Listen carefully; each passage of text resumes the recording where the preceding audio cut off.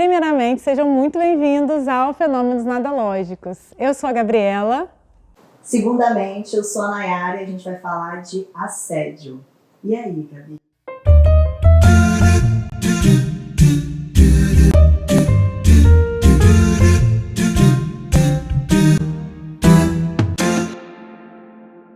Esse assunto é um assunto que a gente pensou muito antes de decidir que a gente ia falar sobre isso, né? Inclusive, nós conversamos muito sobre isso antes até de surgir o Fenômenos Nadológicos. Então, eu acho que é um tema muito importante de a gente trazer para cá, para falar sobre as nossas vivências, para falar sobre o que a gente pensa sobre isso e também para que as pessoas possam pensar sobre esse tema. Assédio, na verdade, a gente até fala assédios, né? Porque é importante a gente falar de várias formas de assédio. Porque é plural, é multifacetado mesmo, né? E é cultural. Por isso que é tão difícil falar desse tema, porque ele é muito estrutural, enraizado. Então, o que é assédio? A gente pode falar de certas coisas aqui hoje, Gabi, que muita gente vive e vai falar assim, isso é assédio? Uhum. Posso começar aqui jogando uma que é cantada, né? Cantada é uma forma de importunação sexual. Sim. Só que a cantada sempre foi entendida como inofensiva. Você passa na rua, o cara, subia, gostosa. E aí é normal, a gente aprendeu a ouvir isso de uma forma muito natural. Só que não quer dizer que porque é natural, né, foi naturalizado na cultura, não incomode. Incomoda. Então, acho que todo mundo, você como mulher pelo menos vivencia isso, acho que mulher sabe o que é isso, de você estar na rua, você vê um grupo de homens e você querer atravessar a rua para você não passar ali do lado, porque você se sente incomodada de passar ali do lado, porque você sabe que vai ter olhar, você sabe que vão falar, enquanto isso muitas vezes é visto como algo, poxa, minha autoestima tá elevada, então eu tô linda, porque faz a gente perceber que a gente precisa ser legitimada por esse olhar. E a gente não percebe o incômodo que isso tem. Porque que direito essa pessoa tem de vir falar do meu corpo, de mim, mesmo que ele esteja me elogiando? Que direito ele tem de me elogiar se eu não perguntei nada, se eu não conheço, se eu não olhei para ele, se eu não dei nenhuma abertura para isso, né? Eu acho muito interessante a gente pensar o que isso representa quando a gente também entende isso como elogio. O que isso quer dizer, né? Assim, eu acho que fica até uma pergunta para quem está aí assistindo a gente. Você já sentiu uma cantada que você recebeu na rua ou em algum lugar e recebeu isso como elogio? Porque eu acho que é comum, a gente vive, né, numa lógica disso ser elogio. Então, assim, é ótimo quando eu recebo uma cantada na rua, porque eu tô bem, né? Minha autoestima tá boa, eu me sinto melhor, eu preciso receber uma cantada. Tem uma piada que fala disso, assim. Eu já ouvi essa piada, assim, de uma mulher falar assim, eu preciso andar na rua, passar na frente de uma obra, porque minha autoestima tá muito ruim. Eu preciso passar em frente de uma obra para alguém me elogiar. E se não elogiar, muda de roupa também. Exatamente. E assim, que elogio é esse, né? Assim, que elogio é esse, né? Que passa por um lugar aí de uma invasão, né? Assim, de um espaço e de falar de um corpo, né? E assim, puramente um corpo também, né? Exatamente, é um pedaço de carne, é uma embalagem e que eu tenho direito, e aí vem o lugar da propriedade. Por isso que a raiz do assédio e a raiz do estupro, do assédio que eu digo, da cantada, a importunação sexual na rua, como uma brincadeira, como um elogio, e o estupro tem a mesma raiz.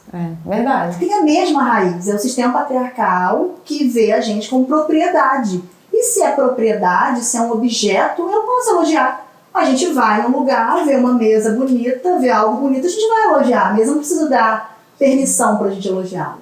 Agora, a mulher tá nesse lugar de propriedade, então não precisa. Agora, eu fiquei pensando aqui, até me embolei pra falar que eu fiquei pensando, como seria se a gente parasse, gostosa, a gente voltasse e falasse assim, oi, você falou comigo? Uhum. Como é que você vem Repete, bancar, por né? favor. Pra bancar Ou então, isso. ou lá em casa, vamos lá na sua casa agora? Vamos lá agora? E aí?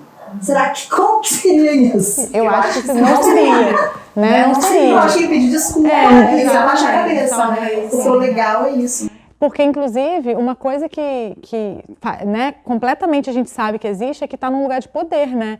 A pessoa que assedia, ela está num lugar de poder ali. Então, assim, ela está num lugar de poder de que ela fala quando você está passando, você está longe, você não está olhando na cara da pessoa.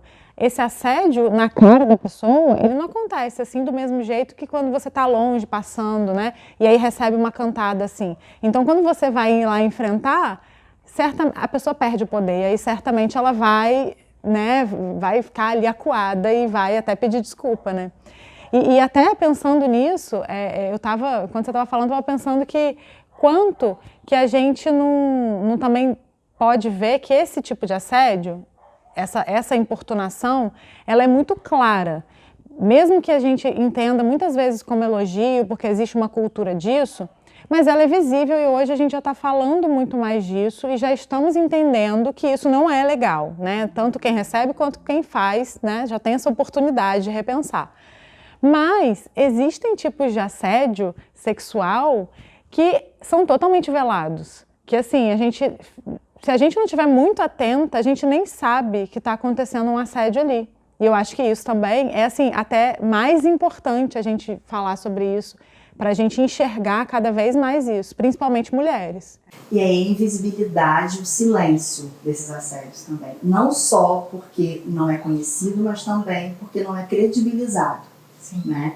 Acho que dá para fazer uma analogia até disso que eu falei, de passar, a gente passa, o cara mexe, a gente vai e não fala nada, a gente abaixa a cabeça.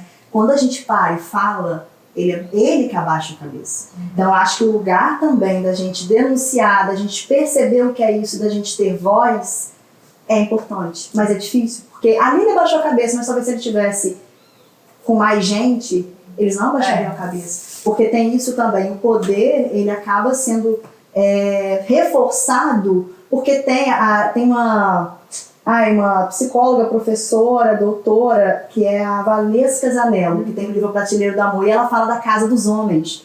Ela faz uma metáfora da casa dos homens que, assim, os homens, eles precisam ser legitimados, a gente precisa ser legitimado pela cultura, não precisa, tá? Mas, assim, a cultura traz isso para a mulher, de precisar ser legitimado pelo olhar do homem.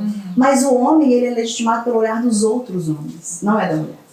Então, essa casa dos homens funciona muito bem porque eles precisam eles vão de um quarto para a sala, ela fala da casa, né? Porque eles estão ali todos fazendo da mesma forma e reforçando. Quando tem um grupo de WhatsApp, ela fez essa pesquisa, que o cara está falando um monte de atrocidades, muitos dali não concordam, mas eles não vão falar que não concordam. Porque eles são coniventes com aquilo ali, porque eles precisam ser legitimados. Porque se eles falam que não concordam, eles são expulsos da casa dos homens. Porque, como assim? Agora você está sendo... E aí vem a questão toda da misoginia, que tudo que parece ser feminino tem a repulsa nesse lugar. Então você é mariquinha, você é mulherzinha agora, ou está sendo mandado pela mulher e está aqui vendo falar isso, e virou feminista, é militante, enfim. Então ele não faz para continuar vivendo na casa dos homens, para continuar sendo legitimado por esse olhar. Então acho que isso, e a gente já não tem essa parceria, né? A mulher já tem a rivalidade nesse lugar também. Pois é. Construída. E sendo um lugar de poder, né? Assim, esse lugar masculino já é um lugar de poder. E a gente vê que esses assédios velados, eles acontecem muito mais em espaços em que quem faz, né, comete o assédio, está num lugar de poder, além do poder de ser homem, está em outro lugar de poder. Então, a gente pode até citar lugares em que a gente vê, a gente identifica e que a gente até experimentou isso acontecer, né? Então, assim, acho que a gente pode pensar, o mais claro até a gente pensar isso no trabalho, né? Acho que isso acontece no trabalho. E um lugar que eu venho percebendo que está crescendo muito, o número de pessoas que estão enxergando isso, é o assédio dentro das universidades. Porque o assédio nas universidades, ele é muito forte. É ali uma pessoa que está num espaço de poder, está num lugar de poder, um poder, né, que pode se destrinchar de várias maneiras, e que esse poder, ele é usado para, de alguma forma, assediar e ganhar alguma coisa com isso. E como que isso é perigoso? Porque, assim, a pessoa que recebe esse assédio, que nem sempre sabe que isso é um assédio, muitas vezes fica na dúvida, muitas vezes se sente ali prestigiada por estar naquele lugar, e o quanto que, por outro lado, até, eu já me senti assim, quantas vezes eu já fiquei na dúvida se alguém estava me oferecendo uma oportunidade, né, seja de trabalho ou seja de algo acadêmico, se era pela minha capacidade, se ela era mesmo pelo que eu tinha para oferecer, ou se isso era um assédio. Porque não tem outro nome. A gente até usa outros nomes. A gente fala, mas eu não sei, será que essa pessoa está interessada em mim? A gente tenta amenizar, né? A gente tenta amenizar. Só que a gente precisa dar nome para as coisas. E esse tipo de assédio é um tipo de assédio terrível, porque em algum momento, e eu acho que quando a gente entende que é isso, a gente acaba sentindo culpa. Sendo mulher, a culpa é assim, é algo que a gente vai sentir depois que a gente percebe, porque é como se a responsabilidade fosse nossa. Como se a gente tivesse feito algo errado. E percebo também, Gabi, que a culpa vem nesse lugar, sabe de quê? Que você falou, de se sentir ali a preferida, a escolhida, importante, de gostar disso de alguma forma, porque a gente é humana, e a gente gosta daquele elogio, a gente gosta daquele lugar de prestígio naquele momento, que é uma pessoa de poder que está ali, não é qualquer pessoa. E quando você percebe que aquilo é um assédio, você se sente culpada também por ter gostado de alguma forma. Então, será que porque eu gostei eu consenti? Sim. Acho que vem muito esse lugar do consentimento por isso. Tem uma pesquisa, eu estava até falando com você antes que eu queria lembrar, veio aqui agora, essa de 2015 da Avon, acho que é um estudo que foi encomendado, né? E aí que fala de que 73% de homens e mulheres falam que já conhecem casos de assédio nas universidades. E 56% das mulheres já viveram assédio nas universidades. E tá onde isso? Sim. Tá onde? Que lugar é esse? Porque se eu perguntar aqui, se tiver um grupo de mulheres e homens aqui, eu perguntar quem sofreu assédio, todas as mulheres vão levantar a mão. Mesmo não entendendo que outras atitudes foram assédio também. Mas alguma coisa ela já viveu que ela entendeu o que era. Sim. Quando eu perguntar assim, quem aqui é assediador, ninguém vai levantar a mão, então a conta não fecha. E não tem legitimação, né? Porque, assim, inclusive eu conheço casos de pessoas que já tentaram denunciar e simplesmente não tem espaço. Porque, assim, não, claro que não, de jeito nenhum, não dá para acreditar nisso. Essa pessoa fez isso. Exatamente. Então, assim, não tem espaço para legitimar isso. E, assim, como que isso é delicado, como que é importante a gente levantar esse assunto, porque é um assunto, além de o assédio ser velado, eu ia falar a violência, porque é uma violência, né? Então, além dessa violência ser velada, a própria denúncia ali, ela fica velada também. É como se não houvesse lugar para denunciar, não tem lugar para você falar, é como se não existisse isso. Mas existe, né? A gente tem que lembrar que existe lugar para isso. Só que vale. Não, inclusive por isso que a gente decidiu falar disso.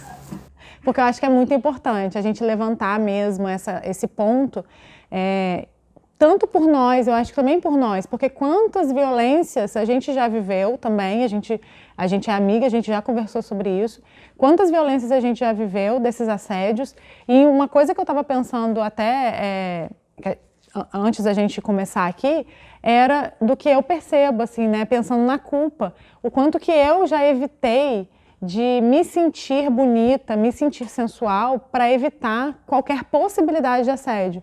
Então, assim, como que isso fica em nós de um jeito que a gente nem percebe? Porque eu levei muito tempo para perceber que eu deixava de usar determinada roupa, ou deixava de me arrumar de determinado jeito, porque eu achava que aquele jeito eu ficava mais bonita. Então, assim, eu evitava me sentir bonita para evitar receber assédio. Que louco isso! E aí, mais uma vez, a gente aprende que precisa restringir a nossa liberdade para não sofrer violência. Você não pode andar na rua essa hora, você não pode ir para esse lugar, você não pode ir com essa roupa, porque senão você vai sofrer violência. Então, a solução é a gente, mais uma vez, se restringir, se limitar e se anular, enquanto os homens estão livres. Né? É esse lugar também da gente sempre ter que fazer alguma coisa. A gente não é responsável, mas é a gente que tem que agir para se proteger. E voltando à universidade, que eu acho que é assim, quem não viveu, né, esse lugar de um professor, de alguma forma, vir falar alguma coisa e você se sentir elogiado. E depois vir de novo e você se sentir elogiado, mas na terceira você já começa a sentir um incômodo. E acho que a gente tem que dar valor aos nossos incômodos. A gente costuma não dar valor também aos nossos incômodos, a não se ouvir. né? Não é só o outro que não legitima a gente também não faz isso. A gente também não se ouve muitas vezes. E eu acho que o recado hoje é, se vocês sentiram incômodo, é porque aconteceu alguma coisa. E a gente precisa entender o sentido disso. Porque o incômodo não vem do nada. E aí a gente costuma querer falar, não, peraí, também eu tô vendo problema em tudo. Porque aquela pessoa é uma pessoa benquista, aquela pessoa ela tá ali te ensinando, ela tá ali no lugar de poder. E que você percebe também que se você contraria, não é só contrariar aquela pessoa, é contrariar o seu sonho, o vir a ser, o que você está fazendo ali. Muita coisa pode ser barrada na sua vida quando você fala o que aconteceu. Essa pessoa tem o poder. Então a arma deles é o silêncio e o segredo, né? Quando o segredo falha, ele descredibiliza a vítima. Quando o silêncio fala, ele tenta fazê-la não ser ouvida. Essa voz não pode ser ouvida. E aí que ele fala, eu vou fazer isso. E quanto mais poder ele tiver, maior vai ser a legitimação do discurso dele e não da mulher. Sim. Porque a mulher com certeza insinuou. Com certeza ela fez alguma coisa, é isso que a gente vai ouvir. E é isso, né? Até essa coisa da forma como a gente se veste, olha como eu já me preocupei com isso para evitar, como se eu achasse também que a culpa é minha. Como se eu achasse que é a forma como eu me visto que vai fazer com que alguém me assedie mais ou menos. Quando, na verdade, isso está no comportamento do outro e, independente da roupa que eu uso, independente da forma como eu me comporto, eu não tenho que ser assediada, isso não tem que acontecer em lugar nenhum, de maneira nenhuma, e muito menos vindo parecendo que é elogio ou vindo parecendo que é uma forma de ajudar, uma forma de tentar ali contribuir para você. Ah, não, mas eu quero te ajudar, você merece isso daqui, vamos lá, vamos, né? Enfim, de alguma forma fazer isso. Isso não cabe. E eu acho que aí, falando ainda de universidade, né, a gente pode seguir também para uma lógica não só de um assédio sexual, mas também do próprio assédio moral, que acontece tanto nas universidades quanto no trabalho, né, é muito comum. E o quanto que também é difícil viver isso. Assim, eu já experimentei isso também, né, esse assédio na forma como na forma de um descrédito da minha capacidade de fazer aquilo que eu tenho ali para fazer, né? E de alguma forma de impor alguma coisa. E como isso é forte nas universidades também. Agora você falando disso, eu lembrei, né? Falando das nossas vivências, da época que eu trabalhei num banco. Não precisa falar o nome, que todo mundo que me conhece sabe o que é. Não vou ser cancelada. Não vou falar o nome do banco. Mas enfim, que tem muitas metas, a gente sabe. E, gente, ter metas não é um problema. Ter metas não é uma relação de assédio moral só por ter metas. O problema é como essa meta é cobrada. O problema é o que é feito a partir disso com o funcionário. E aí, se você estivesse no ranking, ok, você está ali mostrando naquela lista no ranking, mas se você estivesse lá embaixo, além de mostrar para todas as agências da região o lugar que você estava, que aquilo era um modo de te humilhar, porque ninguém quer ser visto como uma pessoa que não consegue fazer alguma coisa, tinham reuniões constantes e frequentes humilhando. Você não conseguiu? Então, e eu vivi algumas vezes, mas eu via outros colegas viverem muito.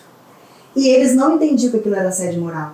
Porque eu trabalho, esse lugar também, né, do trabalhador, como ele tem que aceitar tudo para estar naquele lugar. Eu acho que é importante a gente falar, se algum empregador virar para você e falar assim, a porta é cortesia da casa, se você quiser, você vai embora, isso é uma forma de forçar a sua demissão, isso é assédio moral. Isso é assédio moral. Isso não parece, mas não é isso. Se eu não estou satisfeita, eu vou embora. É uma forma de te oprimir, é uma forma de te violentar e mostrar que aqui você não tem mais vez, mas eu não vou fazer isso. Então é você que faz. A responsabilidade, mais uma vez, sendo pela vítima. Sim. Né? Sim. E outra coisa que eu vivi lá também foi o assédio sexual, sem perceber. A importunação, né, o assédio de piadas que eu fui entender muito depois que era isso, assim. De pessoas que falavam assim, eu não sei se é melhor você indo ou você vindo. E aí eu demorava a entender aquilo. Até dava uma risada, sabe? É aquele lugar de, o que eu faço com isso? Mas é incômodo, mas também, aí vem, né? Se eu falo alguma coisa, eu sou agressiva. A gente sempre busca silenciar. Então eu lembrei do banco, que foi o lugar que eu trabalhei mais tempo, e que eu acho que todo mundo que trabalha em lugares que tem muita meta, porque o assédio moral, ele precisa ser repetitivo para ser considerado, caracterizado como assédio moral. Assédio sexual, não. né? Acho que essa diferença é muito boa da gente falar. E o quanto, às vezes, o assédio moral, o assédio sexual e o moral, eles andam juntos. Porque, às vezes, quando você diz não para uma investida do seu chefe, ele começa a assediar moralmente. Às vezes, antes nem tinha o assédio moral. Sim. Mas um acaba, né, atravessando o outro. Sim, é verdade. E você falando isso, eu estava pensando aqui sobre... Peraí que eu esqueci. Não veio uma coisa na minha cabeça muito... que era bem interessante disso aí que você estava falando, assim, sobre pensar o assédio mesmo. Como existem muitas formas de assédio, eu vou falar outra coisa, então, que eu lembrei agora. Acho que também é importante que a gente está falando aqui sobre o assédio acontecer de as mulheres sendo vítimas, né, e homens assediando, e que é claro que acontece o contrário também. Acontece assédio de uma mulher com outra mulher também, assédio sexual também. Acontece assédio de um homem com outro homem também. Mas a gente está falando do nosso lugar, né? E a gente também está falando de o que a gente tem estatisticamente, né? A partir do que a gente vê, a partir do que a gente... Nós somos psicoterapeutas, nós somos psicólogas, a gente escuta isso também, a gente tem... e a gente escuta e vive, né? Então, assim, a gente está falando a partir desse lugar. Então, acho que isso é importante pontuar também. Porque a gente ouve isso, né? Nem todos os homens são assim, tá? Mas a gente tem medo de todos que são. E sempre é um homem.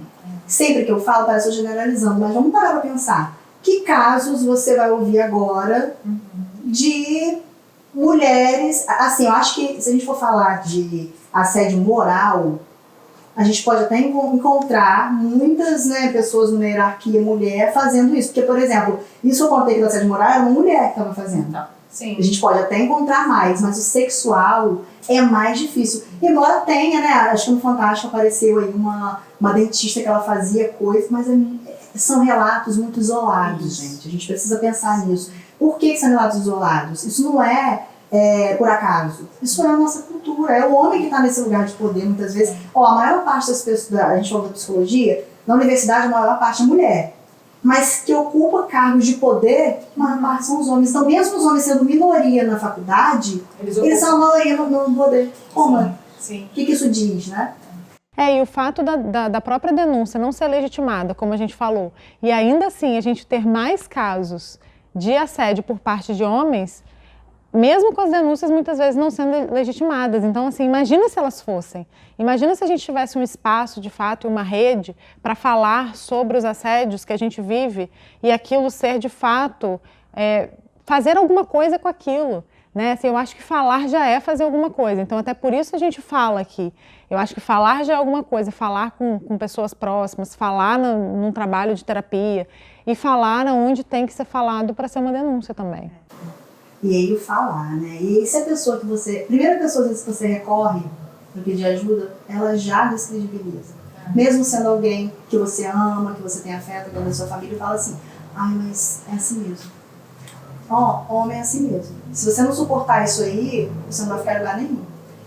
Será que essa mulher ela vai manter essa voz ou ela vai silenciar? Eu acho que é isso que acontece muito. Então esse lugar aqui, quando eu olhei e falei que tem lugar para falar, tem o 180 para denunciar também, que eu acho que é um lugar muito importante, que orienta também, e é uma ligação, você não precisa nem sair de casa. Acho que é um lugar que pode te orientar e você se sentir ouvido também, você sentir que você fez alguma coisa. Você não vai conseguir a delegacia, mas você conseguiu ligar e falar, você conseguiu fazer alguma coisa.